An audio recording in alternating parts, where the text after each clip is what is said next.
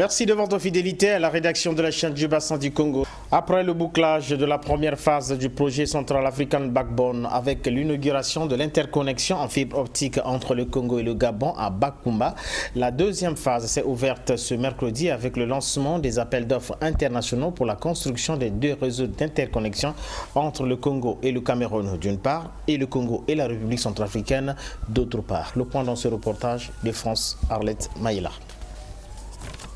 C'est parti pour la deuxième phase du projet Central African Backbone pour l'interconnexion entre le Congo et le Cameroun d'une part et la République centrafricaine d'autre part.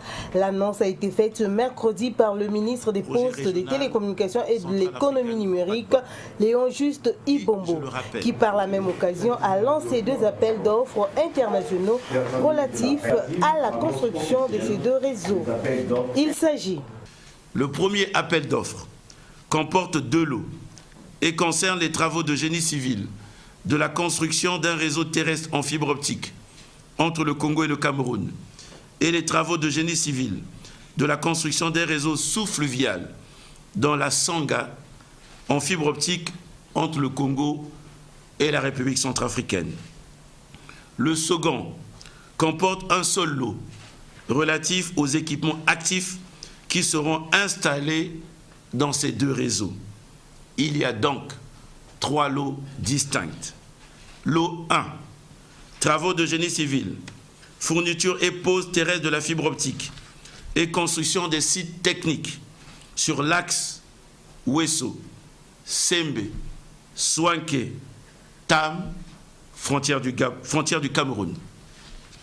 Lot 2, travaux de génie civil, fourniture pose sous-fluviale de la fibre optique et construction des sites techniques sur l'axe Pokola, Ouesso, Kabo, Bomassa, Boyanga, Salo, République centrafricaine. Les plus contenants, les offres seront ouvertes en séance publique en présence des représentants de tous les soumissionnaires. Le montant des propositions financières sera dûment noté. Le projet dorsal à fibre optique a pour objectif le maillage régional en infrastructure de télécommunications à très haut débit, contribuer à la diversification de l'économie par l'augmentation des recettes fiscales et la réduction considérable du coût de transactions économiques et sociales, le désenclavement numérique des zones rurales, l'accès aux pays limitrophes et surtout les opportunités de création d'emplois pour les jeunes. Le coordonnateur du projet CAB parle des caractéristiques pour les entreprises soumissionnaires. Les critères sont listés dans l'appel d'offres. Il y en a beaucoup, que ce soit en termes de chiffre d'affaires, en termes d'expérience, en termes de personnel. La liste des critères, oui, mais ce sont des critères, je dirais, standards dans la plupart de ces appels d'offres internationaux. Les dates limites des soumissions aux offres sont fixées au 10 août pour les premières offres et le 6 août pour le deuxième appel d'offres de l'année en cours.